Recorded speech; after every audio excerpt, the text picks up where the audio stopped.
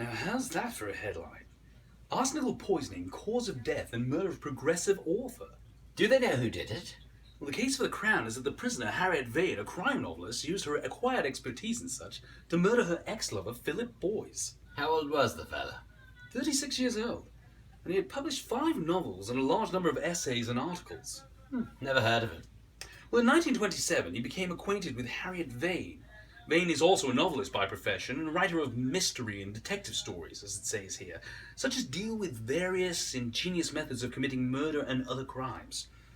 She is a 29-year-old young woman, brought up on strictly religious principles. She became deeply attached to Philip Boyes and, for a considerable time, held out against his persuasions to live with him in a regular manner. Why didn't he just marry her honourably? Apparently, he represented himself as being conscientiously opposed to any formal marriage. At any rate, it says here in March 1928, the prisoner, worn out by his unceasing supplications, gave in and consented to live with him on terms of intimacy outside the bonds of marriage.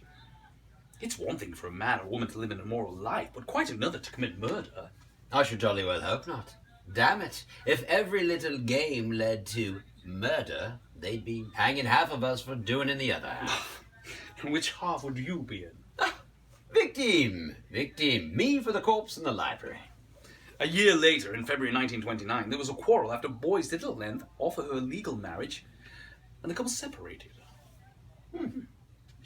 You would think that this proposal would take away any grievance against Boyes, what? Yes, but it says here that she was angry with Boyes because after persuading him to, against her will to adopt his principles of conduct, he then renounced those principles and, so as it says here, made a fool of her. But is that a motive for murder?